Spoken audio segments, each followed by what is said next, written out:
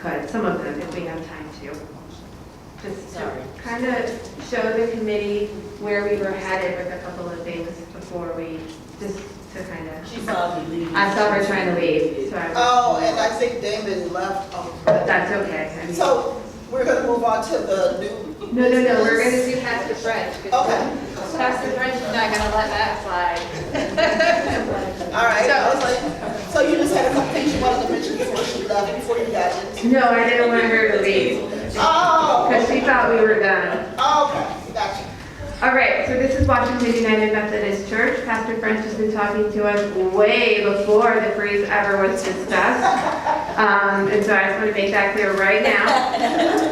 Pastor French has funding, which has a time limit on it and will expire. And so I want to make that clear as well. It's not immediate, but it expires in 2024, and her project takes a lot of work, as all of these projects do. So she's been talking to both us and the city the same way that Hex Design has been talking to us. And so a lot of these things come up organically. Somebody gets interested in a property next to them, they start calling in and they start asking questions. And so I just want to make that clear, that people often come to us because they're interested in something going on with a vacant property next to them, or they want to do something with that. So Amy stole the pointer. Did you steal it? Oh, here it is. No, it looks like a pen. It's brand new, so I want to use it. So this green here is Washington United Methodist Church campus. Hopefully most of you are familiar with that. They are interested in the properties here.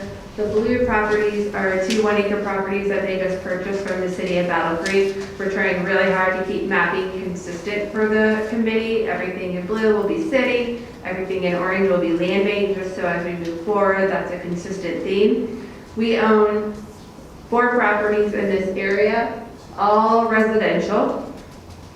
So these 3 here, this is Greenwood Avenue, and this is Moffett. This is Jordan, thank you, and Hubbard. I don't know, I've been working on this property forever. Obviously, my brain is going right now. So what Pastor French and the Washington United Methodist Church is proposing is an infill housing development. So the reason we brought this to you as a case study is because it's a great way to talk about where does it make sense in the neighborhood to do infill residential development. So it's a nice way to talk about what that means, where does that make sense. So that's what her church and her group is working on, and she can present all of her other partners and that. So again, we've created this table here, it's in your packet. So what has she accomplished? She's worked with the Battle Creek Community Foundation to do funding option. She's actually received funding from the city of Battle Creek through the American Rescue Plan Act. And that's the funding that has a time limit on it. It's got to be spent by 2024. She's added some neighborhood amenities to her actual church property, which include an outdoor fitness area, and I believe the walking track is in at this point. So her short-term goals were to complete the purchase of those 2 Battle Creek city properties, and she's doing the environmental work, or has done the environmental work on those, and we've been giving some technical assistance to her during this process.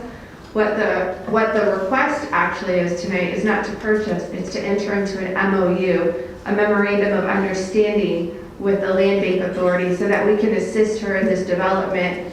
And as long as that's successful, we would want to sell the orange properties to her under the Develop This Lot program. And this is another time where we have a vehicle that already works for selling property. That would be at fair market value. It's not a side lot, it's a development. So we would get that fair market value from our realtor. Pastor French and her group would put a development plan together. We would provide technical assistance. We have some funding through the WKK grant to assist with title clearance and site cleanup. We also have funding through ARPA ourselves from the County Board of Commissioners to assist with site design as far as housings go. So we feel like this is a place where we can meet her partway, just as we were suggesting on the Hex design that we could meet partway with title clearance, because some of those pre-development costs become hurdles for folks. And if we just sell a piece of property for a really low dollar, but we don't do title work and we don't assist with site cleanup, It's not as much as of an asset. So that's one of the sort of larger questions we want to talk about with this group at a future meeting. So her longer term project is this infill housing pilot project. And then, she wants to, and of course we would too as a partner, evaluate that success and see how we might be able to expand it. So it's kind of about supporting her and her group in this endeavor and helping to build capacity for a local developer of housing and also some of the wraparound services that they would like to do. Again, you'll see this in all of ours. What is our role? What is the advisory commission role? So we researched this property. We've had many meetings over the course of the last several months. We want to establish this MOU. And what that MOU does is it really outlines the role. What's the expectation from the Landbank Authority? What's the expectation from Pastor French and her group? What type of technical assistance are we going to be providing? What type of financial assistance would we be providing? And we really need to be concerned about the ARPA dollars because they do have a deadline. And I know 2024 seems like that's far away, but developments take a while to get together. And when you're going through like a special use permit or a zoning permit, or you're doing environmental testing on your properties, which all of these would need that environmental testing because you want to make sure it's suitable for residential use. That all takes time. So getting the process started is what we're asking. And then we would sell. And so we were recommending to you that, yeah, we want to start this process. We think it makes sense. And then again, on the advisory committee side, it's all of the stuff that Amy went through on the other ones. So does it make sense that this would be infill housing in the neighborhood? Does it make sense that we would try and match some of our dollars here? Does it make sense that we would make this recommendation to the board? Now, we took these things to our board based on the recommendations that we got in June from the committee members that were here who were supportive of all three projects. So we took that to our board because folks have been waiting to get answers back from us. And that's a different story. So Pastor French, would you like to add anything?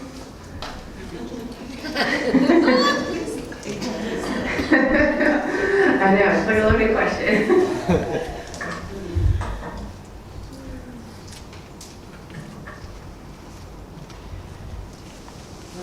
Good evening, everyone. As has been stated, as Chris has stated, we have purchased the properties that are blue on the screen, so we have those. We would like to develop the area. The reason for us wanting to develop the area because I am also a resident of the Washington Heights community, and we wanted to start small to show the impact that we can have in that area and then move out abroad. So I don't want to reiterate anything that has already been said. If you have any questions, I'm more than willing to answer the question. Yeah. I got one. You may not be able to answer it, and that's okay.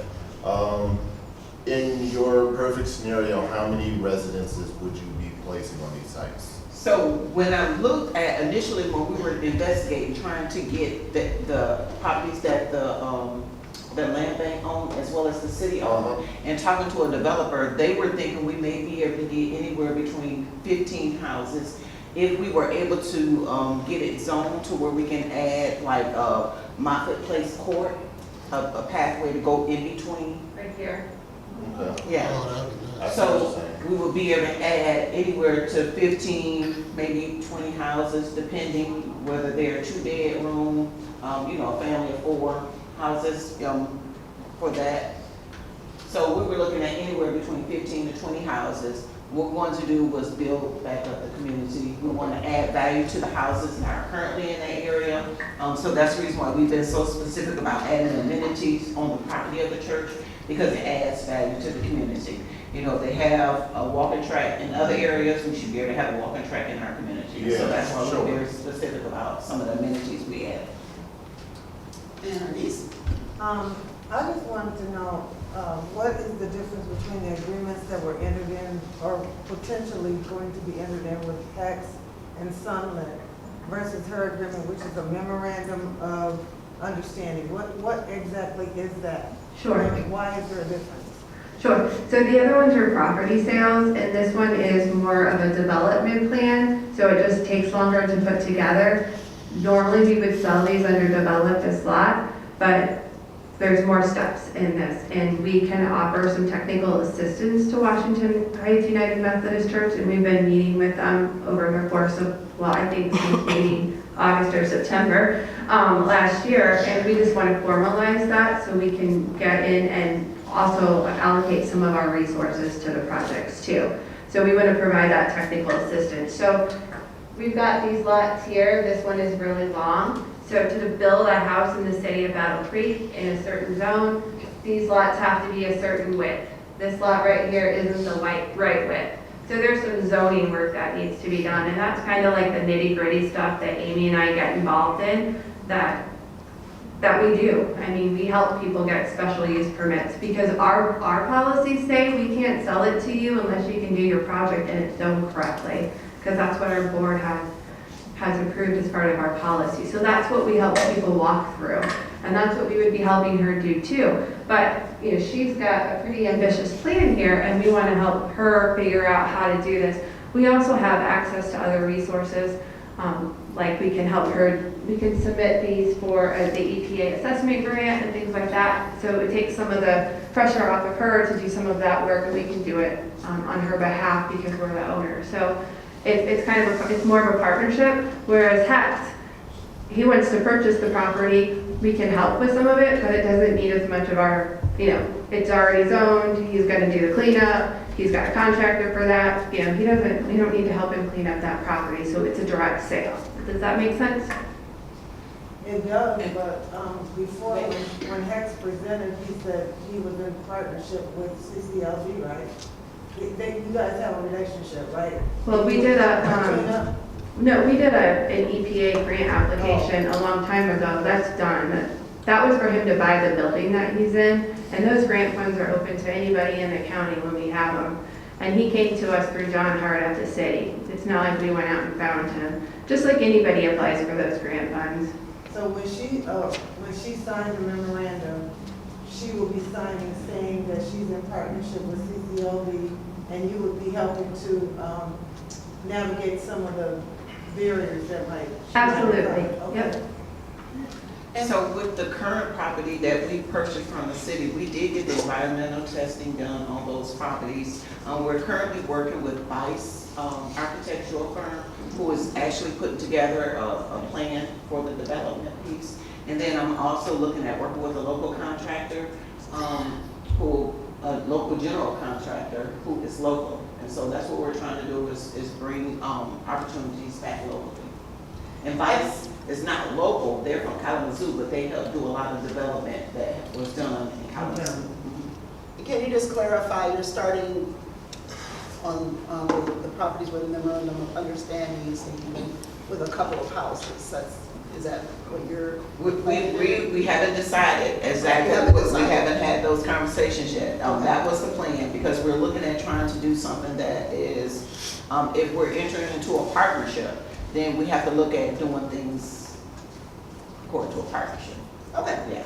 But looking at actually those areas, because we are interested in purchasing those lots from the land bank. So we're looking at putting a plan together for the development of that area. Okay, so it hasn't really been decided yet. Evan? Yes, quick question, Pastor French. I'm really excited about this idea. If there was 15 houses, would they be like pretty tight? Is there like room to think about if they are tight, maybe doing fewer houses and 3 to 4 bedrooms so that it improves the property value? So if you look at that block, Yes. and we're able to put a, let's say for instance, a Greenwood Avenue court or a Moffett Place court, what it does, it opens that area up, and so the houses won't be, So it'd be like a wrap. So it'd be more like a little subdivision? right. Okay. So it'd be more of a wraparound. Okay, I see what Yes. you're saying. So there's a decent sized yard Yes. and the houses are not like cookie cutter houses maybe. So the houses, they may be anywhere from 2 to 4 bedroom, maybe Okay. 2 bedroom and a loft area. Oh, okay. So, So like a 3 bedroom basically. Yeah. Okay. And if they're 2-bedroom with a loft area, they'll have 2 bathrooms. Yeah, so we're looking at. Okay, awesome. Is this, I'm sorry that I'm not aware of this yet, and I need to look back at the maps. Is that part also in the historical No. area, or no? It's outside? It's outside. Okay, thank you. Any other questions?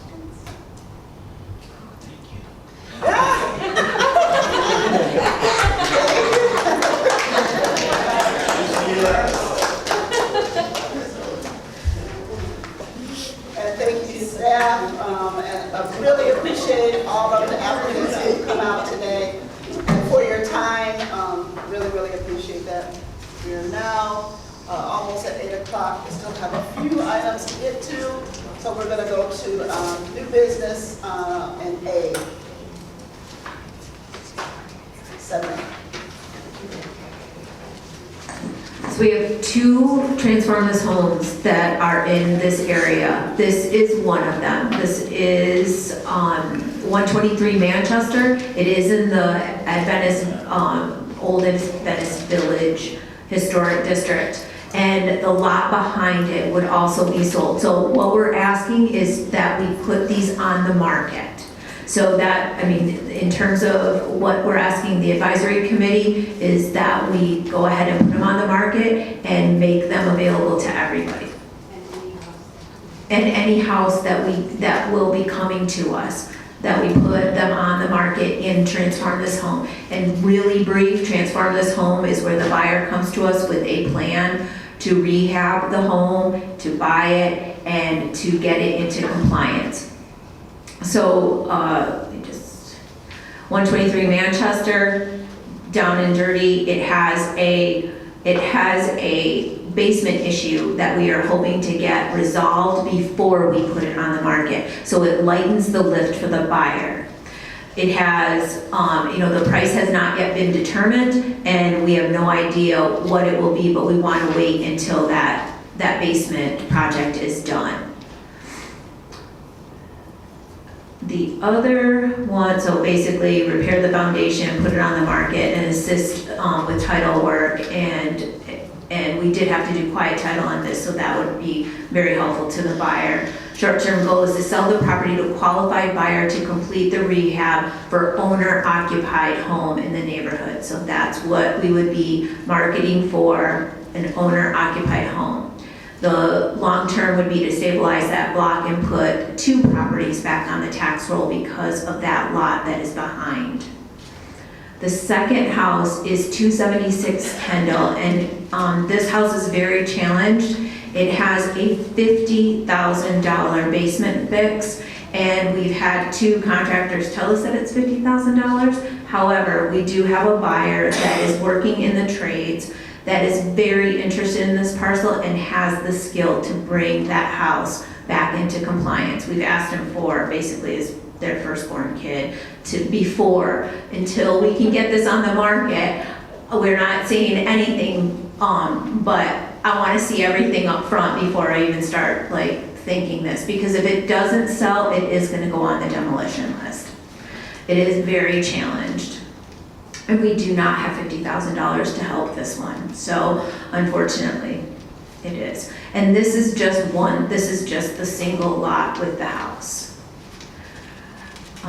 Same thing on that one. And basically what we're asking you is that we're recommending that these be put on the market, and 123 once the basement is completed, and 276 right away so that we can start entertaining offers. That's basically it. And any other houses that come our way. All right, so this is a quick, we're, Stop. Can we move to the next item? So we're at the new business item. okay. We are still in business. Solar, Yeah, so that was the new business item, 7A.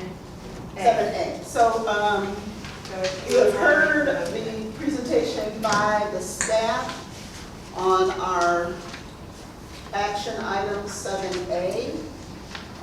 So I will entertain a motion to approve that action, and we can have discussion. Is there a questions? Do we have to do a motion first? Or do You I- can start talking first. Okay, I just have some questions. I didn't know if we did a motion, those questions would be invalid. Okay, yeah, go right ahead. Okay, so first question, with the 123 Manchester Street being a historic district, does that mean that there are certain ways that it has to be rehabbed? And who takes on those costs, the potential owner? The owner, so when the Transform This Home goes through, that program, the house is,